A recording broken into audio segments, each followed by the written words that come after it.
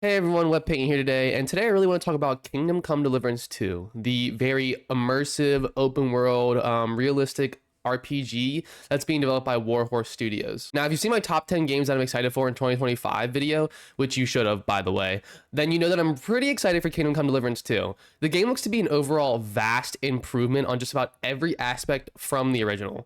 Now, as of the timing of this video, we are about 2 months away from the release of Kingdom Come Deliverance 2, so let's get into just about everything we know regarding this medieval RPG. Kingdom Come Deliverance 2 will be a direct sequel to its original game and will have you playing as the same character, that being the nobody, Henry of Skalitz. This time, however, you'll be a little bit less of a nobody since we've kind of gotten around a little bit as we know of the first game, which thankfully we get a slight recap at the start of the story. I really love recaps too when it comes to sequels and just like continuations of like things, because it's really nice to get just like a little bit of a memory refresh, especially for those who like haven't played the game in a while, or like if the sequel came out, like the last game came out like what, 6-7 years ago, so having a refresh for this is really, really nice to see. Now, if you've played the first game, you'll remember that Henry is pretty worthless at the start. You have about no skills and no advantage in any aspect at all. This is honestly what the developers state is what they wanted to do with their game by taking it back to kind of OG RPGs, where you are a bit of a nobody and you slowly work your way up as a character overall, adding to that sense of accomplishment, you know? When you do learn something or get like a new level or do some hard challenge, it just helps make it feel better, you know? It's like a bigger accomplishment, no hand holding. There's something special about your character. You have worked that character up and you have made them that strong. It's a really nice feeling. I really like this approach. But as I was saying, Henry is a little bit less of that nobody this time around. We have some combat skills on our belt, which is actually really nice. And the developers kind of alluded that the lore reason for the combat being a little bit easier this time around is like because Henry is better at combat since we've trained since the first game. I kind of like this. I think it's just a little like a funny little way for them to make it make sense lore wise. And it's just cool. It's like a little bit of realism, kind of adds to like the immersiveness, even if it's just like some game development behind the scenes stuff. Henry also knows how to read this time around. As you may recall in the first game, Henry could not read because he was just a lowly peasant. So you had to actually like increase that skill. This time around though, the reading skill has been replaced with scholarship, which means Henry isn't just some dumb dunce this time around. He came with the knowledge and the skills to back it up. So he can now throw hands pretty physically and, verbally if he wants to. Although, like I said, Henry this time does know a little bit more and is, much stronger and better at what he does. The developers had to find a way to knock him down a little bit in classic RPG fashion. And they did this by doing the staple, getting hurt at the start of the game and making you lose pretty much everything in like a large fall or like a large battle, which leaves you kind of injured to set up the stage for this new game. Our goal once again is to elevate our status and move past that peasantry that we kind of had from the first game while continuing our journey to avenge our parents in the hometown of Skalitz. The game will continue to take place in Bohemia, this time 1403, which is basically modern day Czech Republic for those that didn't know. Don't feel bad though, honestly, I am god awful at geography. The new area we're landing in is going to be a much larger map this time around. It was described as being basically 2 of the original maps, which is going to be pretty exciting. I love huge worlds to explore. Obviously though, when they're like filled with like actual things to find and not just like boring like slop collectibles. Assassin's Creed Valhalla, you're pretty criminal about doing this. So yeah, I'm really excited to have this giant open world that's going to be, pretty lively and fun to explore. And the world looks absolutely beautiful and stunning. It looks like they added a lot more foliage, and the textures and the visuals for this sequel are just really, really getting, ramped up this time around. I love this because it adds to just the feeling of exploring a giant, beautiful world when like everything just looks amazing and is just great to look at and stare at for hours on end. I do want to say though, with some of these visual and texture upgrades, there is some concerns for performance since the original does have some optimization issues, but we've been assured that this time around it's much, much more optimized. So hopefully we can see if that's true, but we won't know until release, obviously. It sucks that we kind of have to, be pretty skeptical these days. That's just kind of how modern gaming is. We do have a new major city this time around, Kuttenberg, which looks absolutely huge. I'm really excited for this one. The developers have said that they really wanted to make it like on a realistic scale. So you will probably get lost wandering around the streets since everything is pretty one-to-one. There's also so many different ways to approach certain buildings, like sneaking in through alternate entrance ways. They stated that mining was a big thing, so you can like go into like a mine and like enter like a building through like a mine that's in the street, which is kind of cool. I just love having the freedom in each scenario and being able to approach everything differently is just really, really good to me and unique. It adds to that immersiveness that I just love. It also seems like a lot of time and effort really went into making like the city feel as similar to the real thing as possible. IGN just released a video on this. It's really cool. You should probably check it out if you're interested. Now, as I said at the very beginning, KCD 2 is a very immersive and realistic game, which is actually a criticism by a lot of people that I think can be valid. Don't get me wrong, if you're not into stuff like this, then the game probably isn't for you. There's going to be no MMO style quest markers, meaning like no, hey, come here, you, with like a giant marker like over top their head. Kind of think of like Morrowind, where you got to like really listen to what the NPCs are saying to try and get that extra knowledge and maybe learn where to go.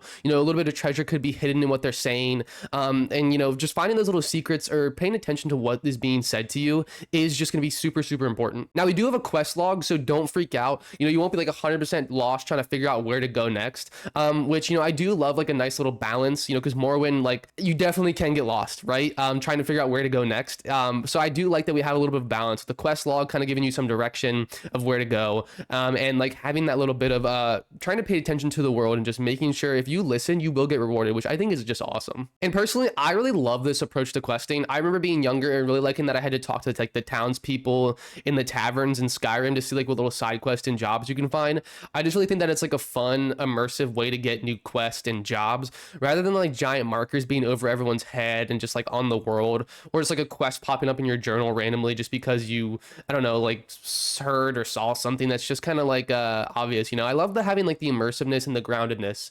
It's really cool. I like it a lot. It's also exciting because quests are going to be very open-ended with how you can approach them, you know, in very, very different ways. Obviously, we have like our two main ways of doing them, you know, brute violence. If you want to just barge in and just attack everybody and get what you want, you can also do that. We also have stealth, which is kind of a classic approach to things sometimes. You know, if you want to sneak around and do it, you know, without getting caught, that is also really, you know, doable.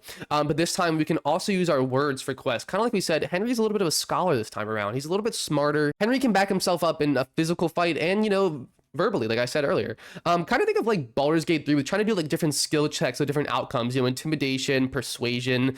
Kind of think of it that way. I think that's what we're going to go for with this game, which is actually really exciting. Now, for our early game, we're going to have a little bit of nothing financially, especially after that large fall. So the devs threw us a little bone and said that, you know, alchemy, which it was in the first game, thankfully it has been a little more simplified this time around, will be a great way to make money very early on, which we're going to need money for, you know, gear, food, supplies, etc., because we got to live in this brutal world. They also said that stealing horses is a great way to make money, although you will need to find certain people that will actually purchase these stolen horses from you, since, you know, it is a crime and they don't want to get caught as well. Then there is a risk with riding a stolen horse, because if someone were to recognize that horse, they're going to want it back and they're going to figure out how to get it back. So be prepared for that to happen. The three types of horses we're going to get are the workhorse, and this one's going to be great for your carrying capacity, and it's going to increase your carrying inventory. We also get the courier, which is going to be your fast horse. So if you want to sacrifice some of that inventory space for the speed, this one's great for you. Now, this last one we have is really cool, the warhorse. This one is going to be better for battle as it's more courageous and it's going to stick with you in battle. It won't just flee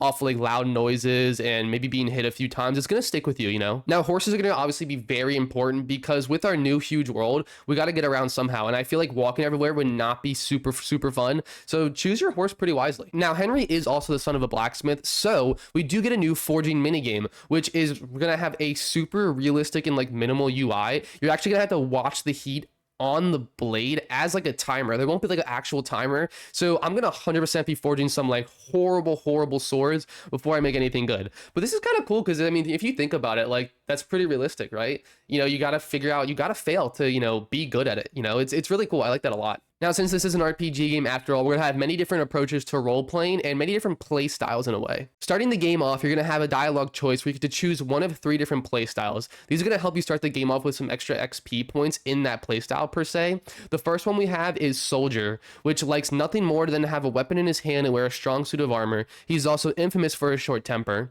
We get Advisor, who prefers to solve things using his knowledge, sharp tongue, and a kind word.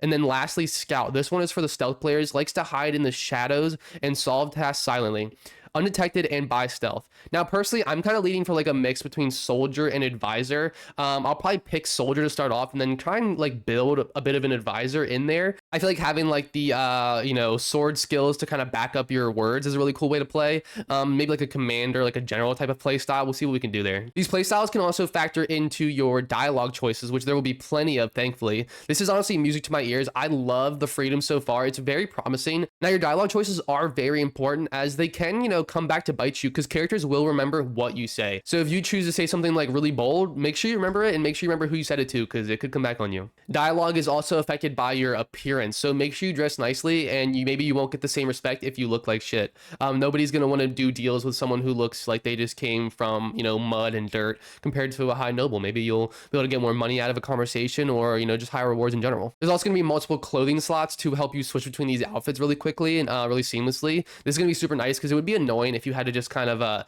take all the armor off, put all the armor back on, and put the clothing on. It's like, that would just be a pain in the ass. Nobody wants to do that. I'm happy that they're kind of making it like a user-friendly experience for this. Now, like in real life, if you want to get better at a skill, you're gonna have to do that skill. You can also get taught skills and kind of progress skills by teachers like around the world. They'll be in like towns, etc., just different areas around the map. They're gonna be NPCs that can help you with various skills to help improve drastically. This is gonna help you a lot in the game, especially with like combat, because you're gonna start off probably getting your ass kicked. And like training with these people is gonna be really, really helpful, because it'll help you as the player get better, and it's just gonna improve your skill overall. Now, combat has been made a little bit easier this time around, which is awesome.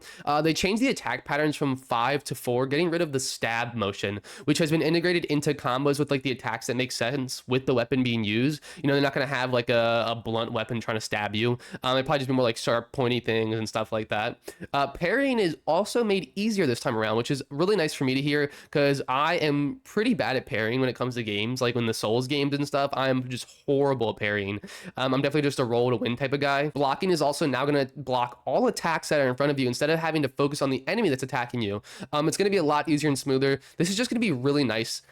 Overall, there's a lot of just quality of life improvements, which I'm really happy about. The game will still be challenging though, so don't think it's gonna be much easier now, and you will have to die to learn how to live in this brutal world. It's not gonna be easy, but you just gonna have to learn, man. And to help us with this brutal world, we now have guns. These guns are very new to the world for the time and have barely been tested, so be careful, because they will literally blow up in your face, doing more harm than good. They also have crazy reload times and will alert everyone around you, so don't try and use it as stealth at all. Skills in the game this time around have been changed to be mainly positives, because in the previous game there would be like a positive with your skill that you would unlock, but you'd also get a little bit of a negative. Honestly, I'm not really a big fan of this system. I don't like being punished almost for like leveling up a skill or like trying to put points into something. It's just not as fun having to sacrifice something to gain something. I think just having a net positive just overall is just much more friendly for players, and it just adds a nicer experience. Now, finally, let's get to armor. The devs have stated that they kind of want to clarify that just because you have big metal armor on, it doesn't mean it's impossible for you to move and that you're all weighed down. They said the way you layer your armor is very, very important, because it's going to help you if done properly,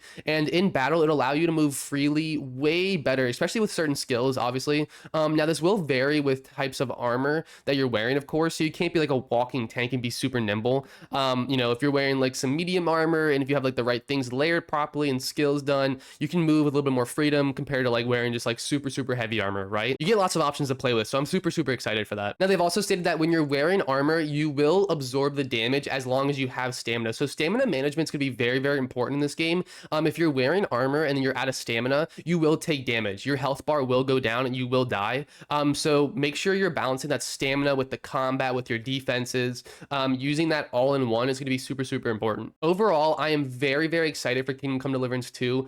February 4th, 2025 is going to be a ton of fun. That's when the game comes out. They moved it up about 2 weeks from the original release date, which is super exciting as well. I'll probably be taking some work off that month, because February has so many games coming out. It's pretty crazy. I'm a little nervous, but I'm excited as well. Let me know if you guys are excited for Kingdom Come Deliverance 2. Thanks for watching and have a great rest of your day. Bye.